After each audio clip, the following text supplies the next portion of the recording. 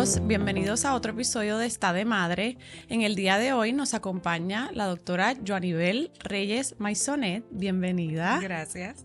La doctora Reyes Maisonet participó en la Escuela de Medicina San Juan Bautista, completó su especialidad en la Universidad de Puerto Rico en el recinto de Ciencias Médicas.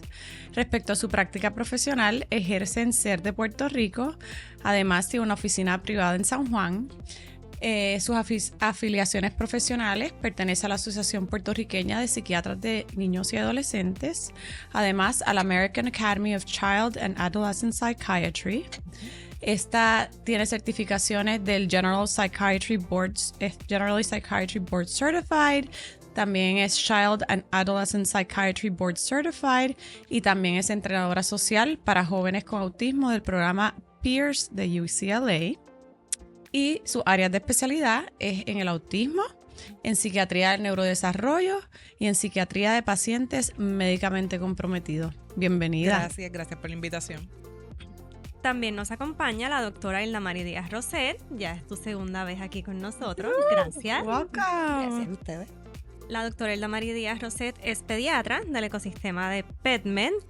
Y allí atienden a Álvaro, por ejemplo. Así es que gracias por nuevamente estar aquí con nosotras en este tema que queríamos traer, que es criando en tiempos de diagnósticos. La realidad es que uno, tal vez Álvaro, o sea, todavía tiene 3 años, todo ha ido bien, gracias a Dios, con su desarrollo, pero uno va escuchando en los círculos, ya sea en el parque o en los playdates que coordinamos con amiguitos de la escuela o vecinos, amistades. Y la realidad es que uno siente que hoy día hay como un aumento en los diagnósticos de los niños.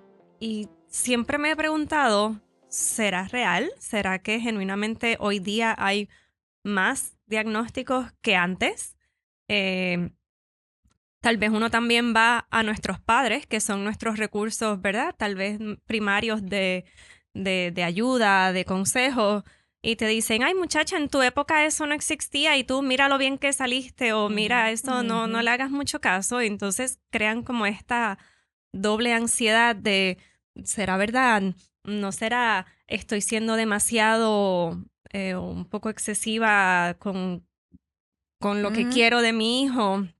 En el caso, ¿verdad? Siempre lo hemos hablado y la doctora Ildamari siempre ha estado, ¿verdad? Bien al tanto. Álvaro, desde los 14 meses estamos yendo a terapia de habla. Y pues uno como padre tratando de ser proactivo, siempre yo me consuelo a mí misma, bueno, daño no le va a hacer, daño no le va a hacer, daño no le va a hacer. Pero hasta cierto punto digo, pero ¿será que lo estoy obligando? No le estoy dejando ser niño, le estoy quitando, como que lo estoy adelantando a la etapa que realmente él tenía o que a lo mejor no estaba listo.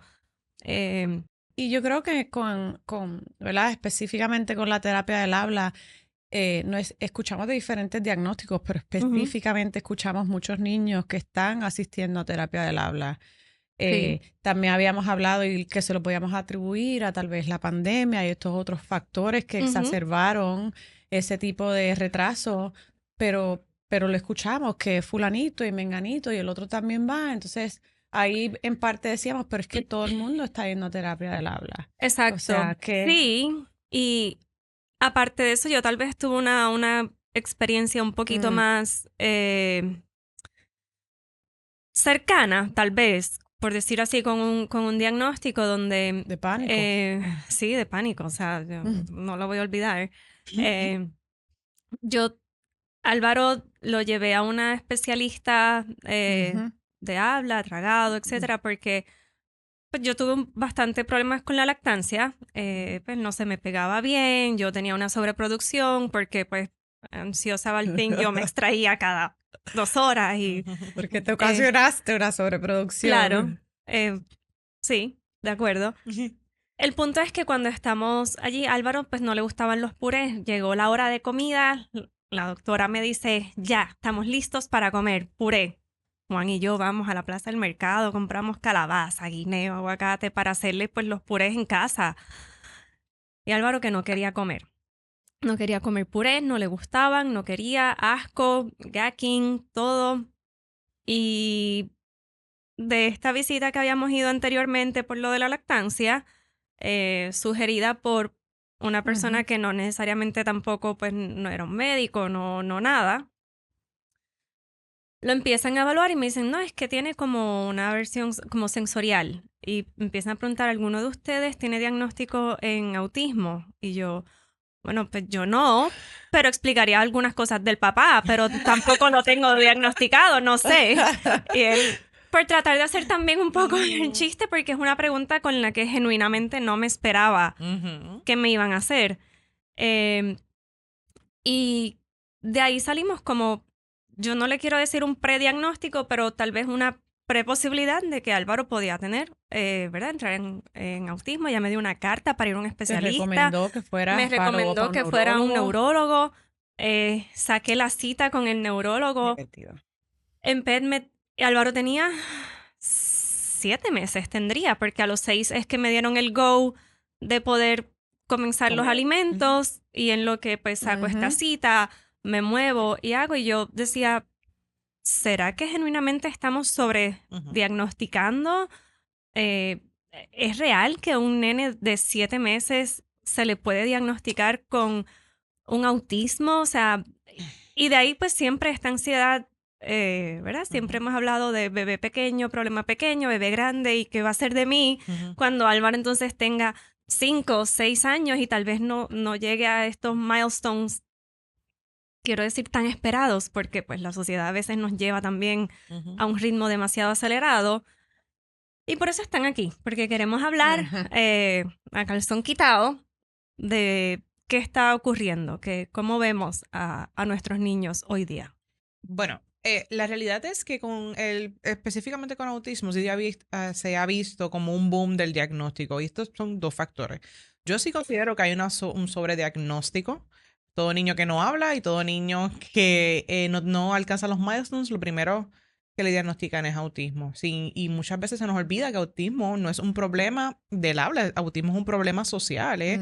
Cómo yo socializo con el mundo a los 7 meses, por ejemplo, en tu casa con Álvaro, este niño está aprendiendo a socializar, o sea, no todo lo sensorial va a ser autismo. ¿También? Igual que no todos los que tienen autismo van a tener problemas sensoriales. Usualmente uno se siente un poquito más cómodo después de los 18 meses porque ya ahí se completaron etapas bien críticas de socialización en estos niños. Y usualmente, aunque tú lo diagnosticas a los 18 meses, tú tienes que reevaluarlo a los 3 para uno estar bien seguro. Pero yo sí he visto un sobrediagnóstico en estas etapas bien tempranas y como estábamos hablando ahorita, o sea, hay problemas después de la pandemia que no hay esa estimulación que uno espera. So, uno lo que siempre recomienda, mira, vamos a exponerlo, vamos a cogerlo con calma. Cada niño, dependiendo de su temperamento, va a alcanzar los milestones en un rango. Por eso es que los milestones no son a los 6 meses tiene que hacer esto. Es un rango por eso mismo. Pero sí, yo pienso que hay un sobrediagnóstico, al igual que también al cambiar los criterios diagnósticos de autismo y de los problemas del desarrollo, se hizo más amplio. Así que muchas más personas van a caer dentro del diagnóstico. Dentro del mismo. Sí. Ok. So, eso le da más apertura, ¿verdad? Que otras, o sea, uno estar escuchando, tal vez antes solamente no sé, y yo como quiera siempre he tratado de consultar todo o sea, con ese pediatra. Cuando tengo una duda, pues...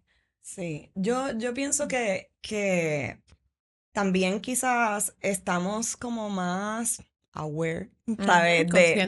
Conscientes, exacto, de las cosas que está haciendo. Hopefully depende del pediatra, ¿verdad? Pues siempre estén en sus citas periódicas, ¿verdad? De rutina, evaluando esas cosas y cuando hay, pues, cierto rezago en algunas áreas del desarrollo, por lo menos yo no tengo ningún reparo en evaluar. ¿Evaluar qué? Pues evaluar el área del habla, evaluar ¿verdad? Como que en el área ocupacional o qué sé yo. Así que hacer esas evaluaciones de manera temprana para evitar, ¿verdad? Como que caigan en un rezago mayor o que sea más difícil o qué sé yo. No sé si quizás también por eso entonces se ven más personas como que pues recibiendo terapias del habla o recibiendo terapia ocupacional o qué sé yo, que no necesariamente es que haya un problema o un diagnóstico pero hay un rezago, empezamos a trabajarlo para ayudar a estimularlo y que arranque y que suelte y que logre sus cosas.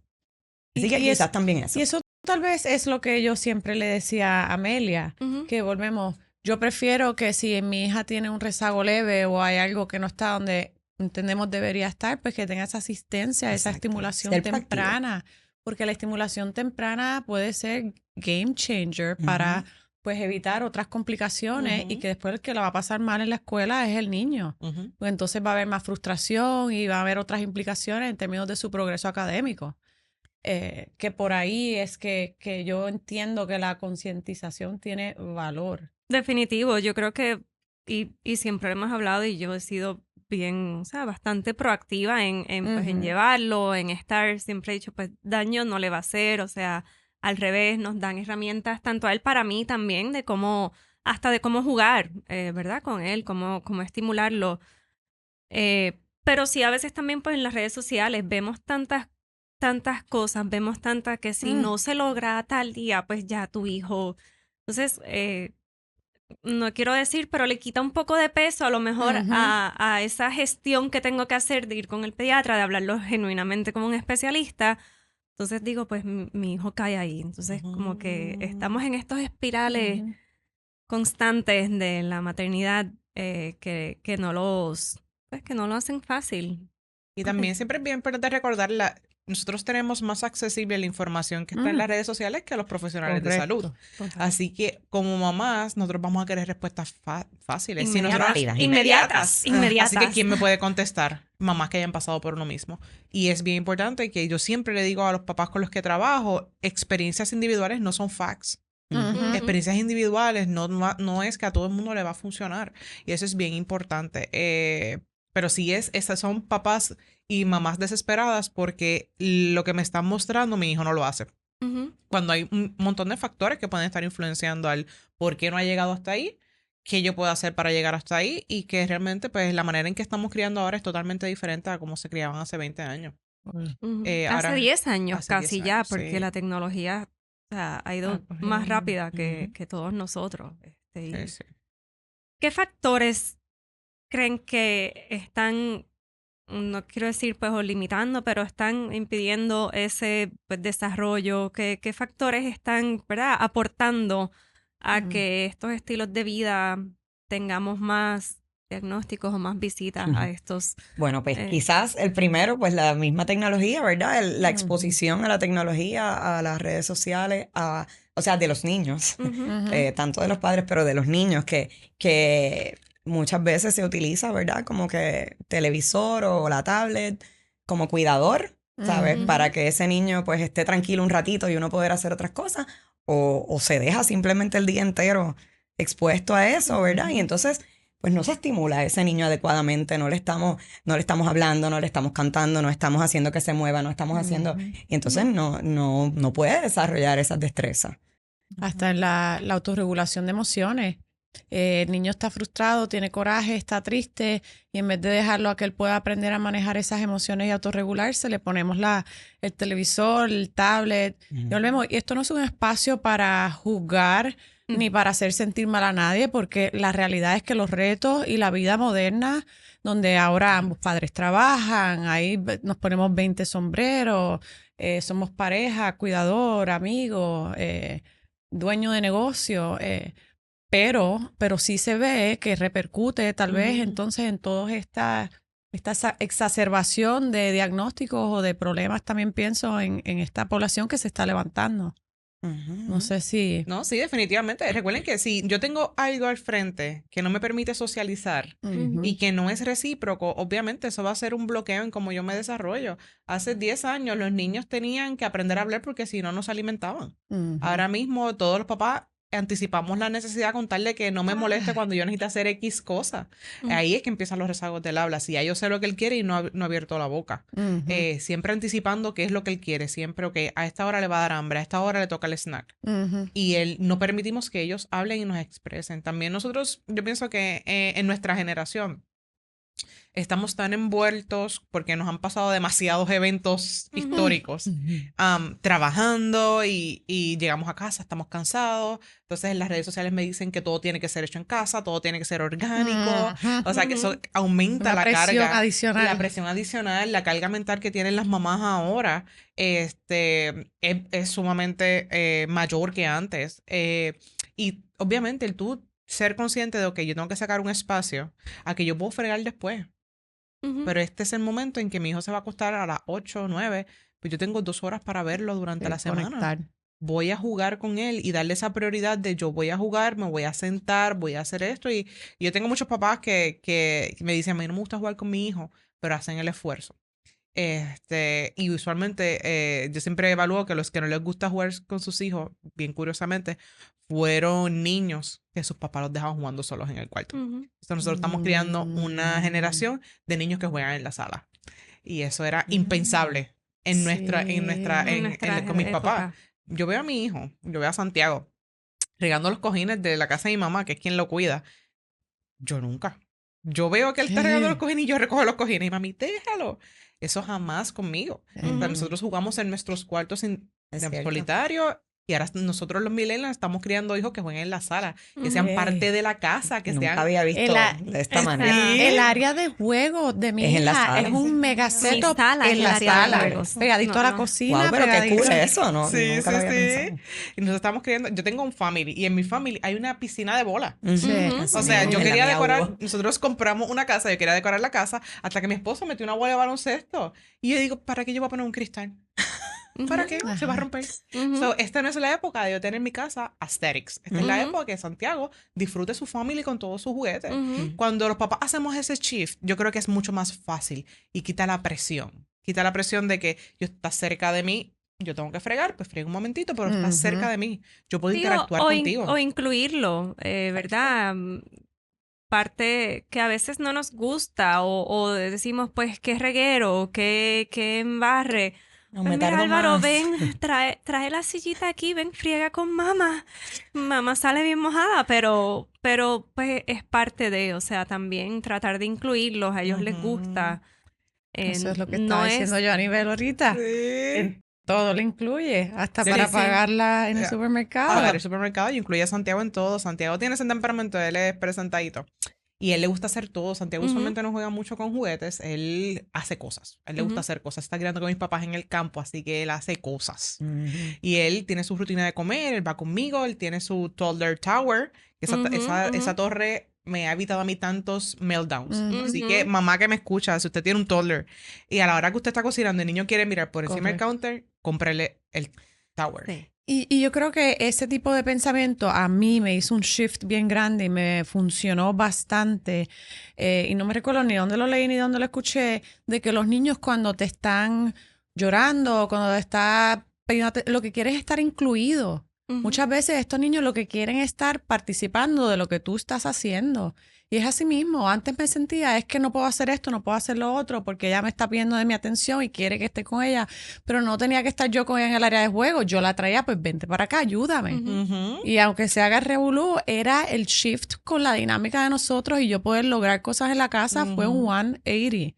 Como que Sí, realmente hizo una diferencia. No, y que tú los ves como ellos desde chiquitos empiezan a hacer sus patrones, ellos saben, ya Santiago digo, vente, ayúdame a lavar, él viene y me arrastra ya el cesto. Yo siempre le digo a mi esposo, en esta casa no se crían macharranes. Esta persona va a ser el esposo de alguien y yo creo que es un hombre independiente, así que él tiene que aprender a fregar, a mapear, a hacer todo. O él me ayuda y él tiene hasta su propia escoba, pero es eso, él estar dispuesto a uno incluirlos a ellos. Es en todo lo que conectar. uno hace. Fíjate, Sí. a lo Quieres mejor conectar. también te va a tomar lavar, te va a tomar pues 5 minutos más, 15 minutos más, pero pues, no va a haber Lo nadie lograste. gritando, Y nadie gritó y llorando, lloró. yo estresada, Qué yo bonito. al borde de también de llorar y de gritar. Es parte de... ¿Y en qué punto ¿verdad? En estos niños que a lo mejor, o sea, estos niños todos, ¿cómo podemos distinguir cuando es un comportamiento, pues, digamos, adecuado de toddler, de su desarrollo de rabieta o ya un No red puede haber flag algo más. de que hay algo más, ya sea ADHD, ADD, autismo, si quieren entrar? Es que ¿cómo te digo? Es un proceso y es un tiempo. O sea, no es como que esta única acción define es significativo o es igual a tener este diagnóstico. Así que uno va evaluando en diferentes momentos de su vida, en un periodo, tú sabes, cómo está haciendo, qué está haciendo, si está logrando ciertas cosas, pero no es como que esta única cosa es sinónimo de un diagnóstico. Y entonces hay unas pruebas específicas, ¿verdad? No es como que es algo subjetivo. Y lo pregunto porque a lo mejor, Álvaro, mencionaste a tu nene y pues lo identificó bastante con Álvaro. Me toca llevármelo al trabajo. En el trabajo, lo estábamos hablando, yo no le puedo decir, vamos, tiene 3 años, ¿verdad? Pero a veces uno con estos monstruos que te vienen a la mente, si es que él no se está quieto, yo estoy doblando toallas, él quiere estar allí doblando toallas, como que ya lava cabezas. Y digo, pues, ¿será que es como medio hyper? ¿Será que...? Entonces, ¿hasta qué punto, verdad? O cómo uno pudiera identificar ciertas... o desde qué edad, tal vez, desde qué edad a lo mejor... Usualmente, autismo se puede identificar, ya realmente se empieza a ver bien temprano en el desarrollo. Lo que pasa es que uno les da su tiempito, más o menos hasta los 18 meses, 2 añitos. Ya déficit de atención ya tienen que ser usualmente mayores de 5 años. Ya es que uno empieza a ver. La realidad es que un toddler tiene que ser hiperactivo. O sea, eso tiene que pasar. Un toddler que sea hiperactivo, eso a mí me levanta bandera roja. Sí, si tú lo miras por evolución, un niño de 3 años tenía que estar moviéndose todo el tiempo y explorando, porque si no, con los neandertales se iba a morir. Así que por evolución, un toddler tiene que explorar. Y esa exploración significa tocar, jugar, virar, hacer reguero, que no es un reguero para ellos, eso es causa y efecto. Somos nosotros. Somos nosotros los que le ponemos el sello de reguero. No, no es un reguero, ese es su mundo donde ellos están jugando y explorando. Y nada, y así mismo como quitan y ponen los juguetes en todos lados, pues yo lo veo ahora todo como una oportunidad de aprendizaje. Los regaste, vamos a recoger. Y yo lo hago contigo. Y tenemos una canción. Y no me funcionó las primeras 5 veces, pero ya eventualmente él lo hace solo. Vamos a bañar. Y él solito empieza a poner los juguetes donde van, se va por la escalera y hasta llama al papaito para que lo vayan a bañar. Pero eso es un proceso que hay que tener mucha paciencia y hacerlo bien intencional. Sí, y constante. Tal vez para ser un poco más específica, en términos de señales tempranas relacionadas al lenguaje, a la motricidad, ¿qué podríamos observar? Tal vez no para un diagnóstico específico, pero ¿qué deberían ser banderas rojas en el desarrollo de un niño normal, que tal vez sería para una madre como que vamos a observar o vamos a monitorear? Pues mira, qué sé yo, que no hable, no haya dicho ninguna palabra a los 18 meses, ¿verdad? Ya uno hubiera esperado que un mamá, un papá, agua, teta, ¿sabes? Hubiera dicho, ¿verdad? Que no esté hablando en frases de 2 palabras entre los 2 años y algo. Así que son ciertas cositas, ¿verdad? Hay una variedad increíble, ¿verdad? Pero que son cosas que nosotros estamos pendientes en las visitas de rutina, ¿verdad? Y que le vamos a hacer esas preguntas en las visitas de rutina a los padres de qué cosas ha ido logrando, tanto en el área del lenguaje como en lo que haya destrezas motoras, motor fino. Así que, pues ahí hay muchas cosas, pero entonces es importante como que esas visitas rutinarias uno ir expresando, ¿verdad? Las preocupaciones que tengan y entonces ir aclarando o ir viendo cómo va. Y para mí me fue de mucha utilidad, aunque yo conocía bien los milestones. Cuando iba a la pediatra me daban estos índices globales sobre esas diferentes áreas del desarrollo. Entonces uno iba marcando dónde estaba.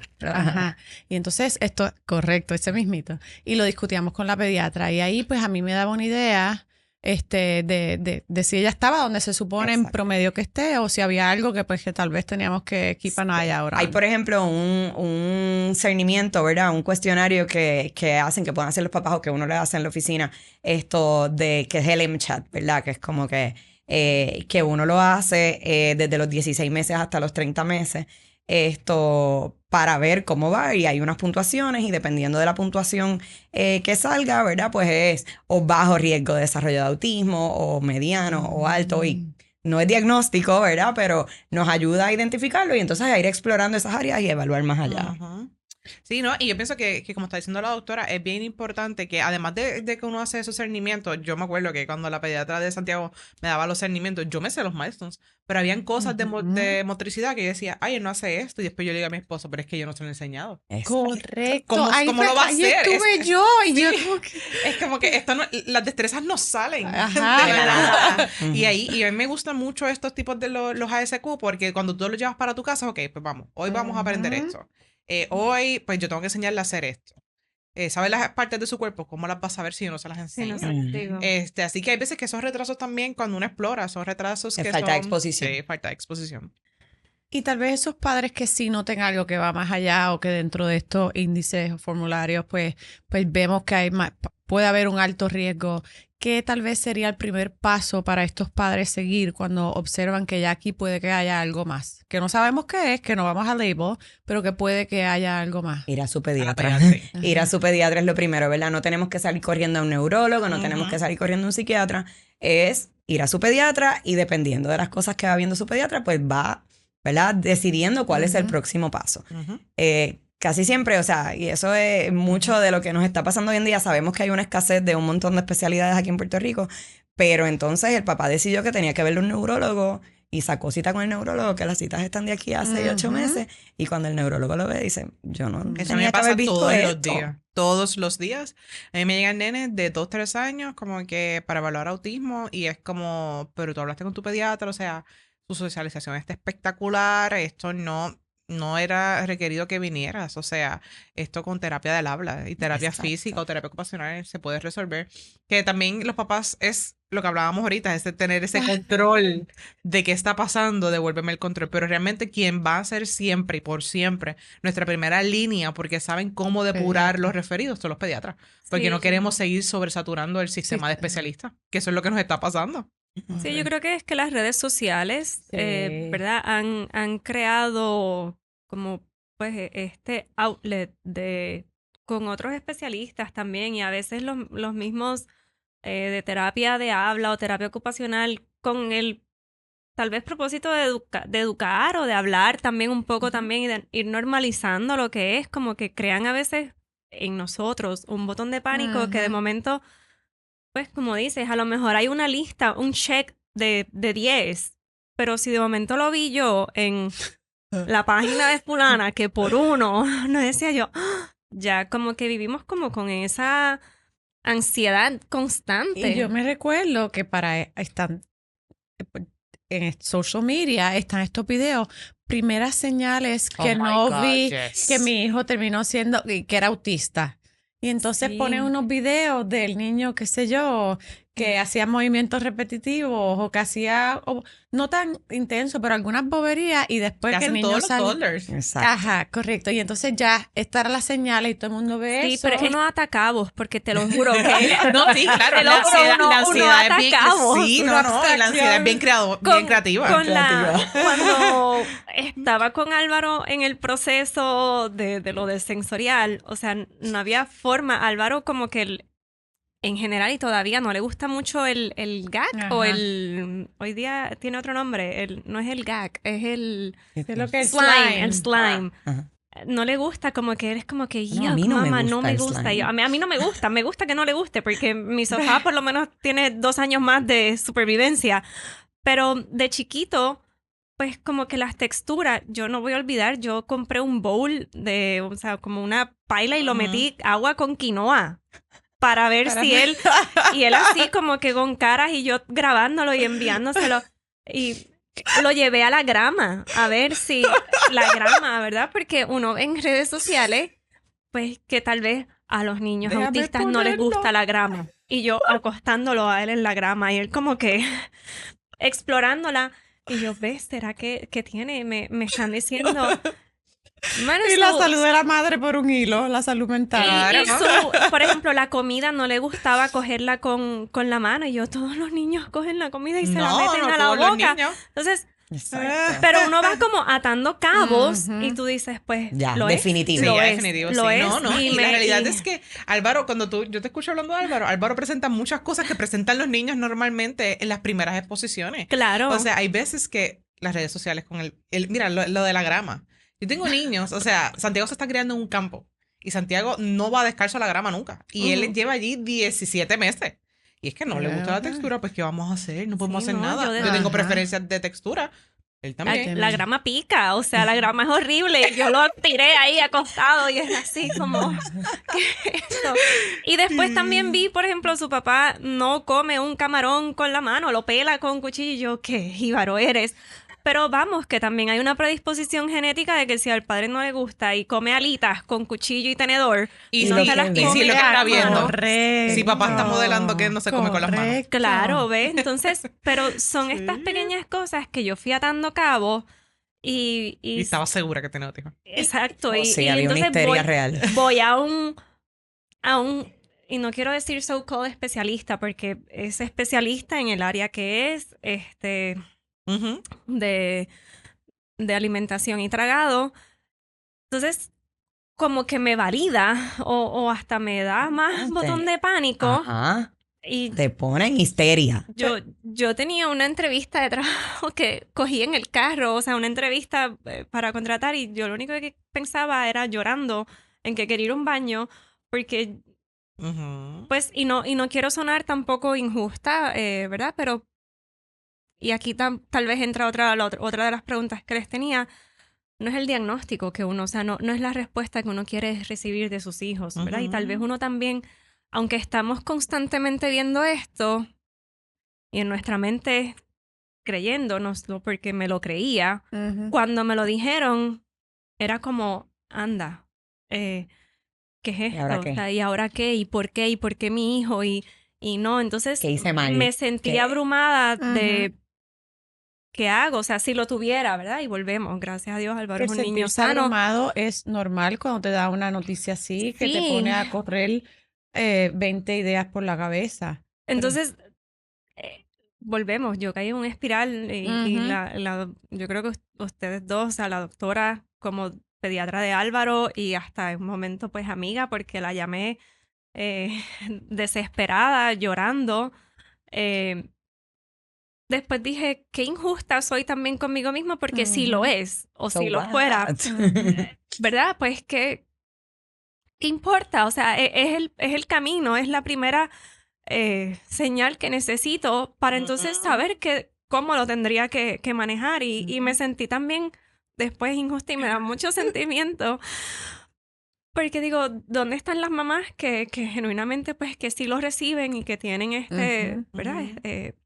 Estos diagnósticos, este estilo de vida, y porque yo me siento mal por esto. Si lo es, lo es, y creo que es mi primer paso a saber, ¿verdad? Hasta yo aprender y cómo vivir con él, criar a Álvaro y ser los mejores padres para Álvaro. Pero muchas veces también nos negamos lo estamos buscando, o por lo menos en mi caso, estaba como que buscando esa, no sé, respuesta a que Álvaro no quisiera estar en la grama y no quisiera comer comida con sus manos, pero cuando la tuve erróneamente, me sentí mal.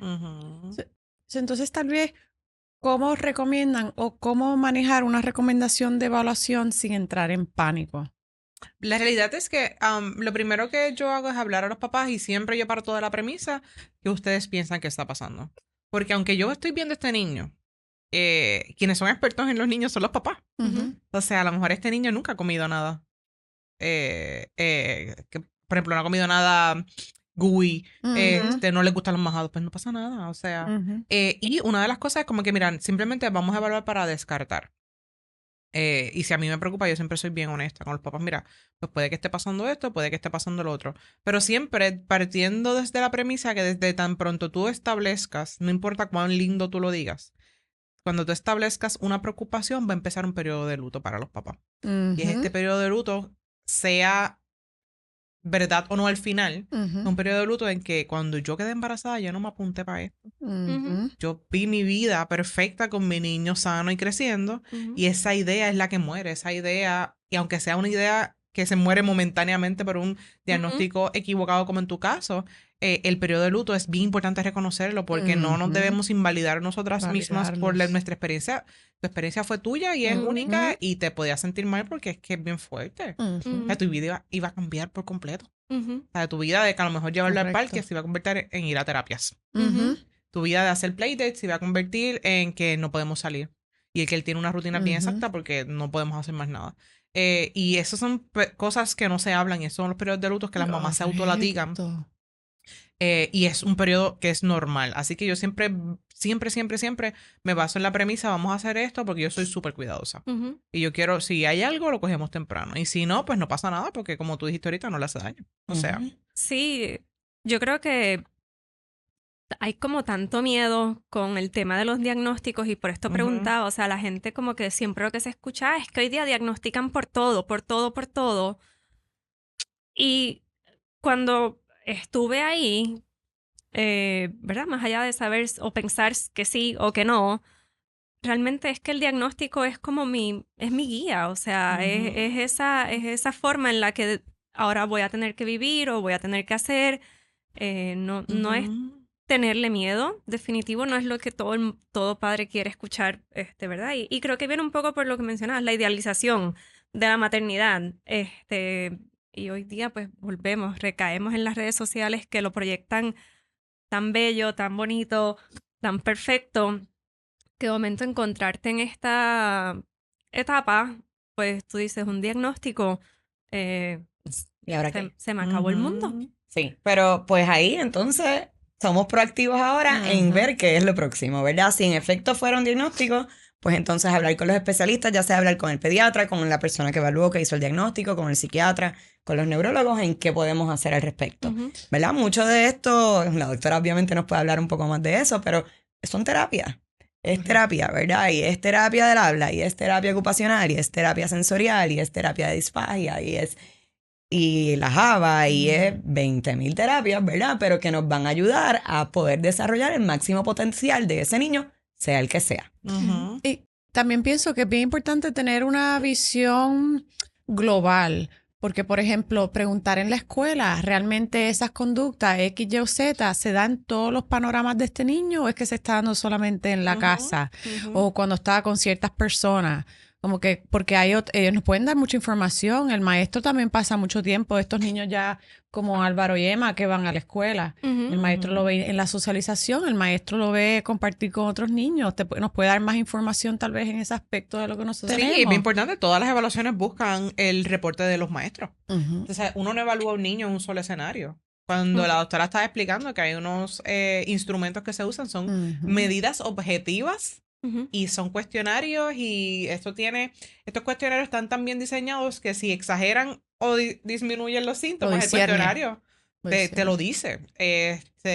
Así que esto es algo que es bien objetivo y se evalúa siempre más de un escenario, porque es que los niños, o sea, aquí todos somos madres, así que los niños no son los mismos en todos los escenarios. Definitivo. Y ellos pueden ajustar su comportamiento. Y por eso, en los diagnósticos usualmente los niños van a tener problemas ajustando el comportamiento aunque cambien de escenario. Eso es uno de los primeros red flags. Si el niño pues no socializa en ningún lugar, pues vamos a ver. Pero los papás socializan. O cuando los papás van a comer con las amistades están en el teléfono. Porque también que estamos modelando. O sea, nosotros como adultos que estamos modelando. Yo le estoy enseñando que si hay niños, pues vente, yo voy a hablar con el papá de ese niño, me voy a acercar, cómo es la socialización. Yo estoy estimulando la socialización. Hasta el contacto visual se enseña. Correcto.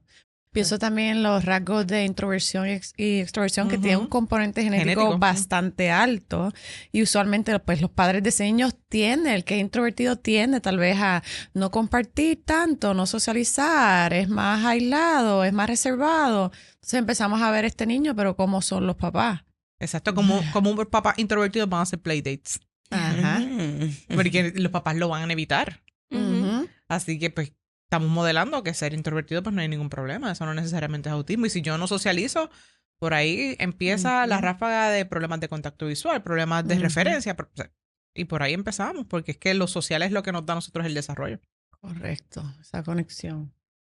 Y otra pregunta, y siempre, ¿verdad? Estamos siempre abogando por las madres y los padres, pero cuando tenemos un diagnóstico, ¿cómo se debe incluir ese niño? O sea, el niño debe estar, en el caso de que sea un niño que estoy imaginándome tal vez un caso más ADD, ADHD, el niño debe saber que tiene ese diagnóstico, debe saber, afecta su autoestima o el saber. Eso va a depender mucho de los papás, eso va a depender mucho del tipo de crianza que estén haciendo los papás, de la edad del niño. Implica mucho porque eso no es tan fácil de entender.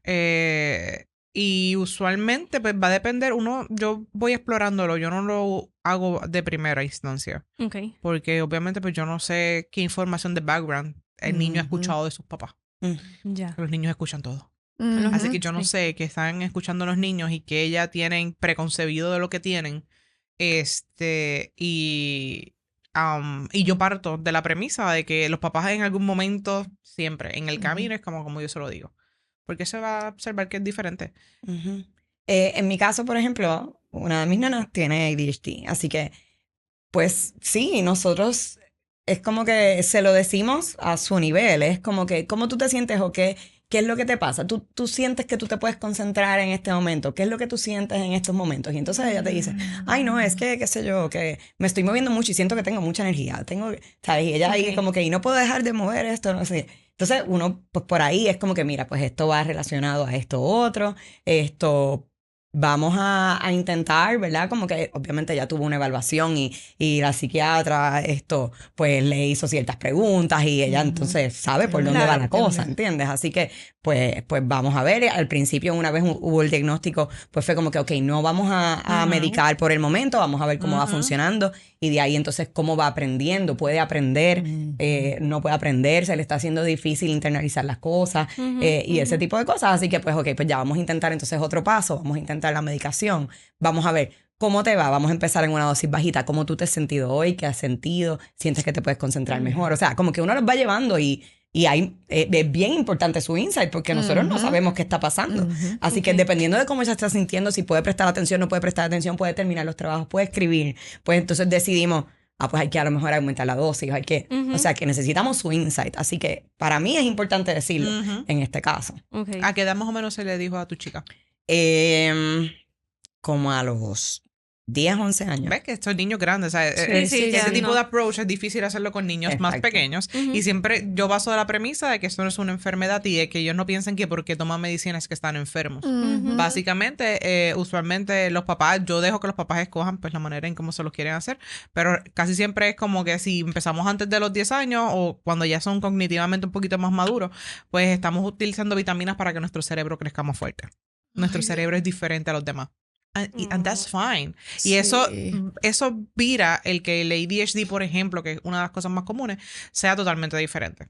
Pero sí, yo soy fiel advocate, y más con esta generación de niños que ellos escuchan todo, están pendientes a todo. Sí. Y que tienen información a sus manos tan accesible. Sí, y que ellos te sorprenden tan brutal porque cuando tú les preguntas, ellos tienen la respuesta. O sea, ¿cómo te sientes? Tú vas a ser yo siempre le digo a los nenes, tú vas a ser mi partner en esto, si te sientes mal, si no, tú me lo tienes que decir, porque como yo voy a saberlo.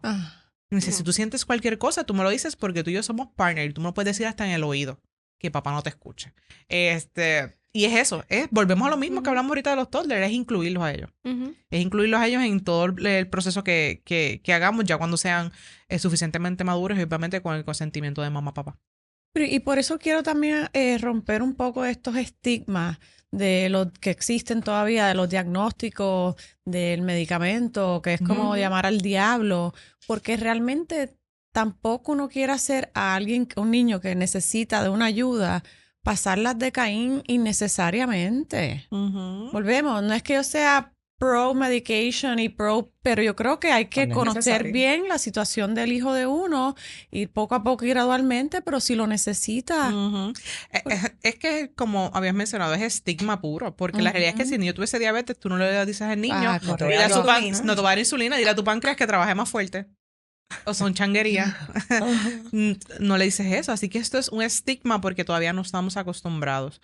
Yo tampoco soy pro medication. Hay muchas cosas porque yo digo a los papás, si yo puedo inundarlo de medicamentos, si su ambiente no cambia, no va a pasar nada. Así que pues no es el momento.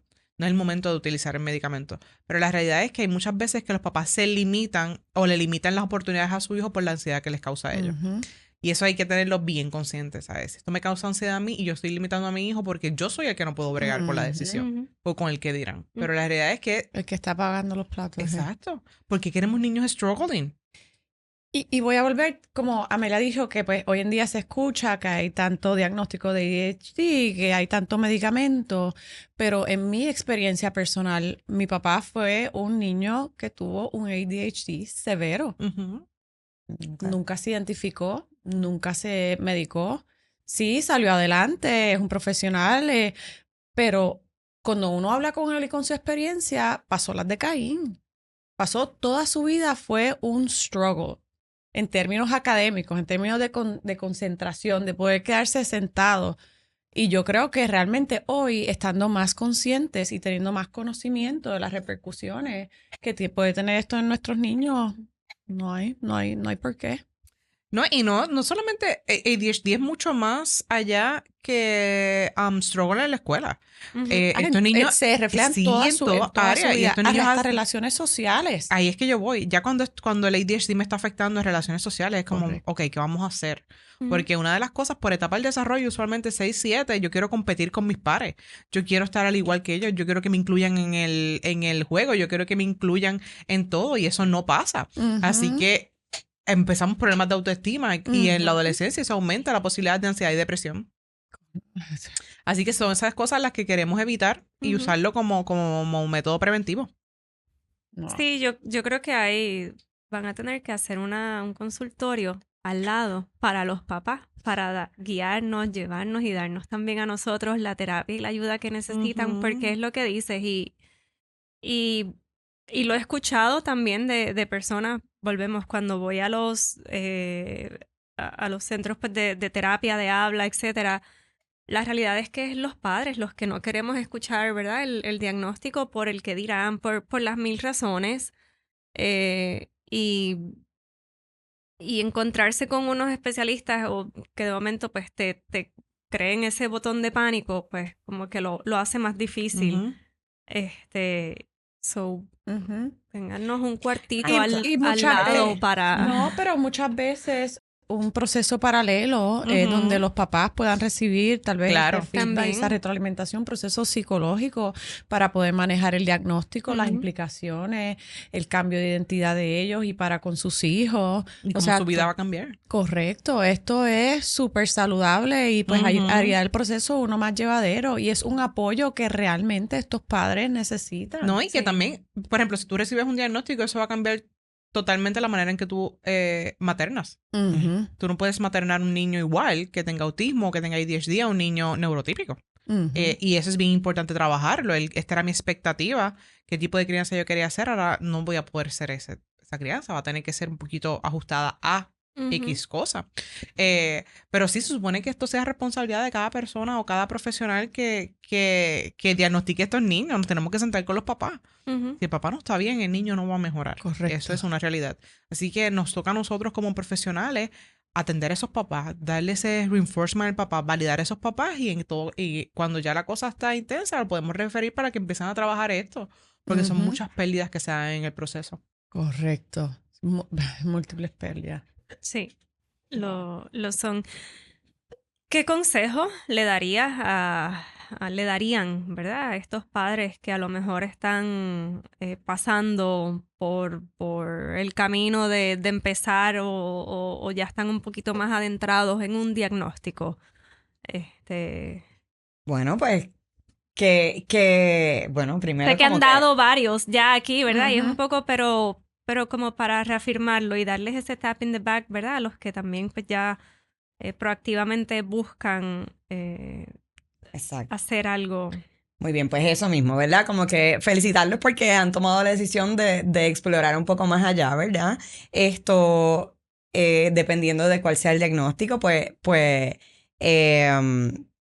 nada, primero pues que vayan a su pediatra y que su pediatra va a ir guiándolos y llevándolos por las diferentes etapas o las diferentes áreas, que hagan las evaluaciones, ¿verdad? Como que indaguen un poco más si hay cosas o alarmas o red flags que ellos están viendo en sus niños, pues entonces, como decía Sanel, preguntarle a la maestra, ¿verdad? En el área donde ellos se desenvuelven, hablar con el pediatra, explorar esas áreas, ¿verdad? Explorar si es en cuestión del habla, pues hacer las evaluaciones pertinentes de terapia del habla, patología del habla, terapia ocupacional, y que por ahí pues uno va escalando y va viendo, va esperando, ¿verdad?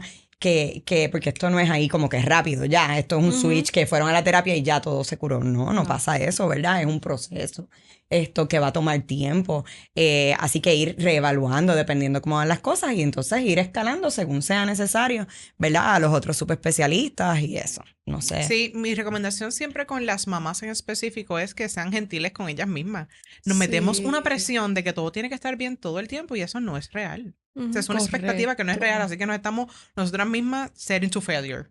Porque es que la expectativa está too much. Así que ser gentiles y que nosotros le diríamos a otra mamá que estuviese pasando por lo mismo que nosotros.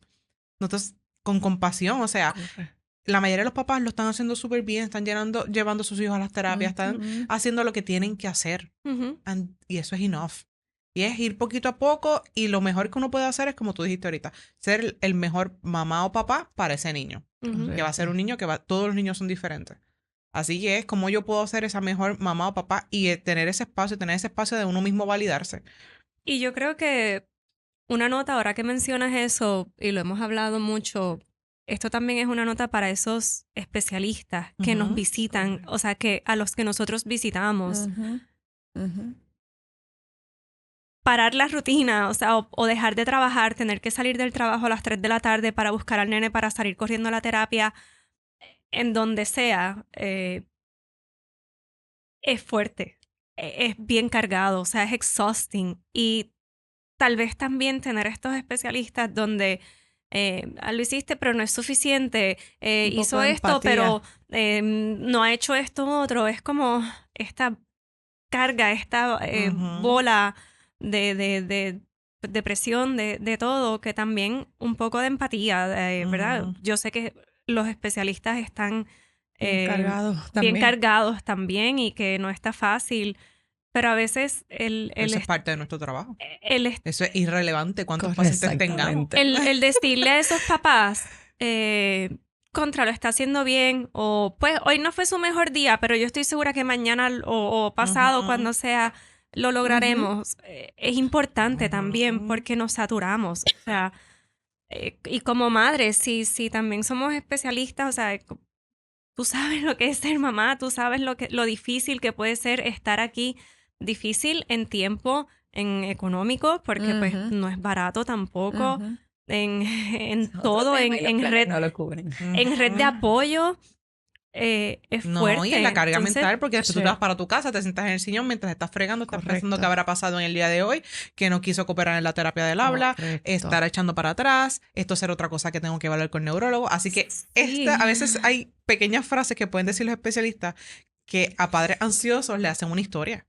Claro. Así que yo siempre, yo he cogido una costumbre hace como 2 años, después de ir a la academia a una de las conferencias, es que cada vez que un papá se sienta, antes de yo preguntar, cuéntame qué ha pasado, es ¿cómo estás tú? Y ellos paran y es como, y yo, tú primero. ¿Tú estás bien? Ok, ya llegaste. Ahora cuéntame, ¿qué ha pasado? Porque hacer esa pausa de ellos pueden estar más relajados, porque hay veces que vienen así envueltos, no, se está portando mal.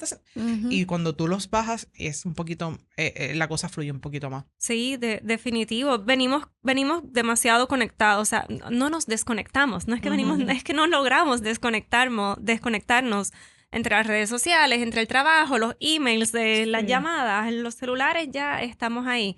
Más la carga de lo que pudo haber, que la maestra te dijo que hoy fue a bad day. Hoy estuvimos en la sillita roja, time out, no sé qué. Entonces es como, pues, ya yo voy, pues la terapia va a ser hoy un desastre, porque pues imagínate con qué ánimos y qué ganas. Entonces no lo hizo y es como que, ay, es que no lo estamos viendo, no lo estamos...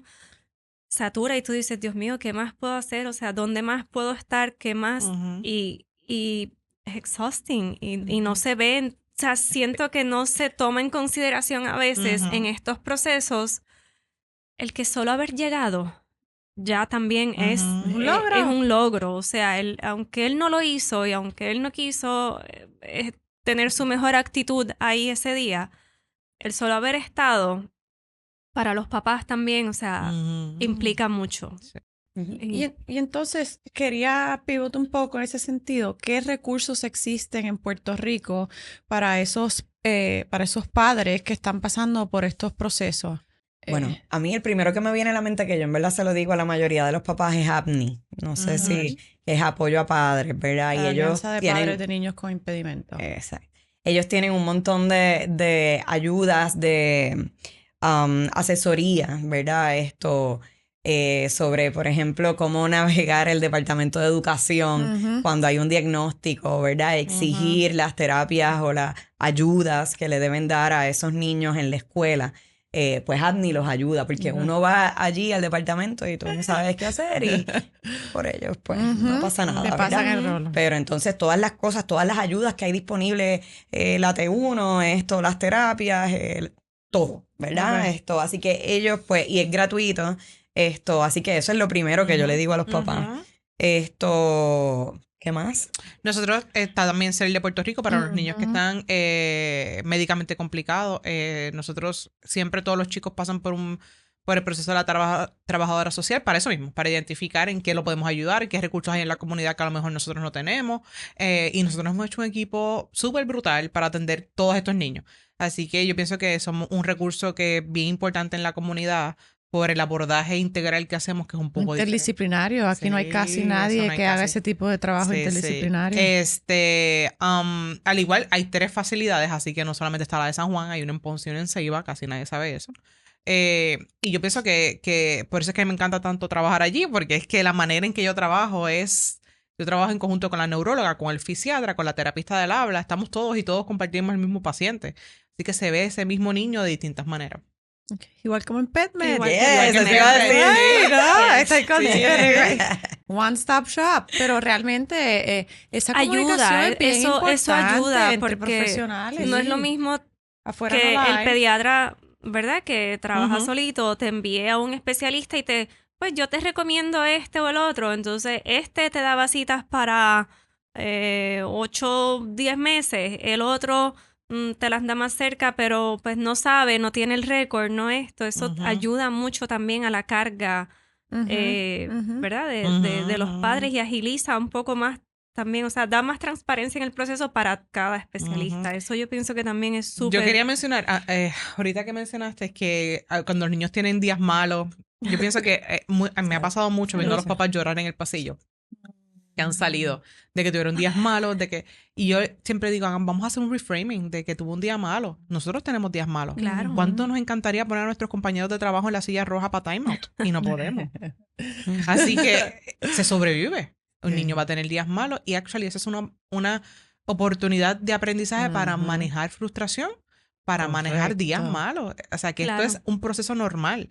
Si es un desastre la terapia, que sea un desastre. Él va a coger algo y va a aprender algo de ese día. Ya no, a lo mejor no es nada del habla, posiblemente es cómo manejar y tolerar frustración por un tiempo en donde yo no quiero estar. Pero cuando se hace ese reframing de no todo va a ser un desastre ese día, algo se va a aprender, yo pienso que eso puede disminuir un poquito la ansiedad.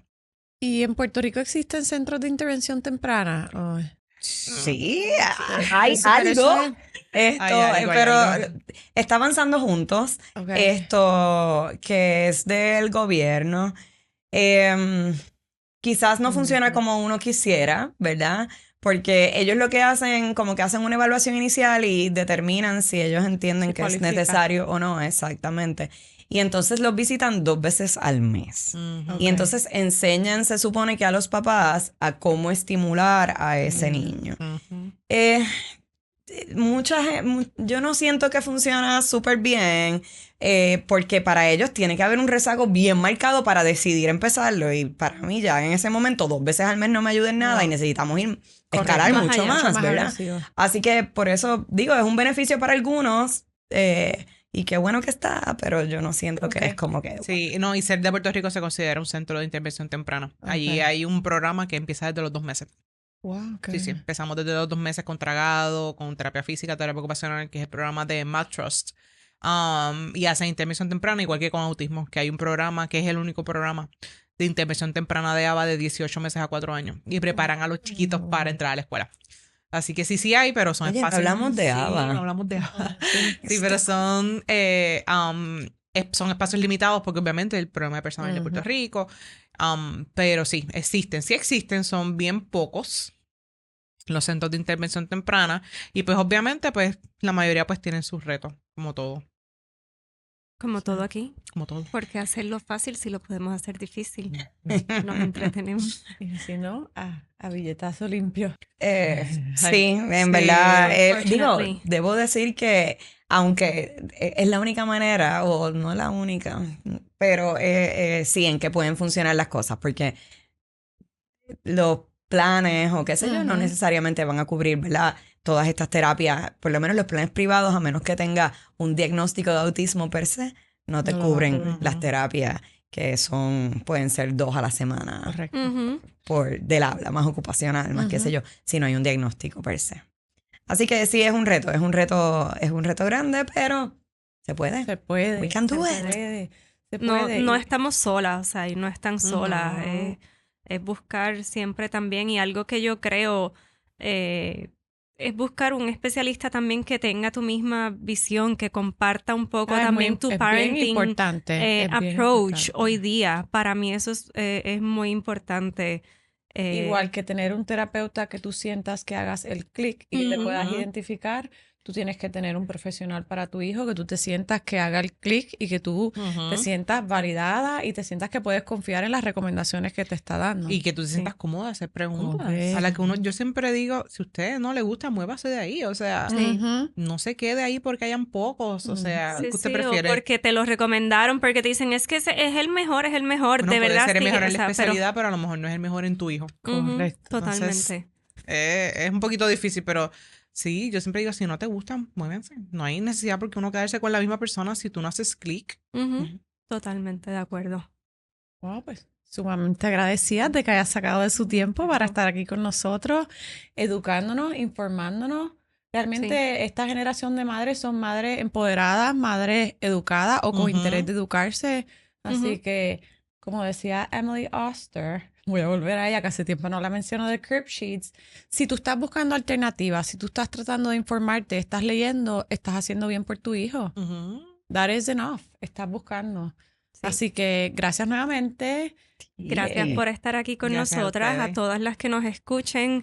Si necesitan, PetMed está en las redes Ujú. sociales y la doctora Esta- tiene su centro. No y sé si está quieras en- hablar de tu práctica privada. Sí, nuestra oficina está localizada frente a la estación del tren de San Francisco. Se llama Mind Balance Clinic. Y allí básicamente mi especialidad son niños dentro del espectro de autismo y niños con rezagos del desarrollo y niños médicamente complicados, cualquier síndrome. Pues yo veo esa población. ¿Algún número de teléfono? Sí, 939-399-3255. Pueden llamar, que abrí la agenda un ratito más. Ajá. Ya pronto cerraremos por un ratito y después la volvemos a abrir. ¿Y la información de PetMed. contacto de PetMed? Seguro que sí, allí estamos en PetMed en Caguas. Puede comunicarse al 787-746-3848 y estamos en Facebook e Instagram PetMed PR. Y proveen mucha información valiosa en las redes que si hay algo positivo, Ujú. algo positivo que podemos sacarle a las redes, pues es eso. Ujú. Es cuando son ya profesionales que están compartiendo, impartiendo un poco de Educar información. sin apretar el botón de alarma. Ajá. Ujú. Así que Gracias. gracias.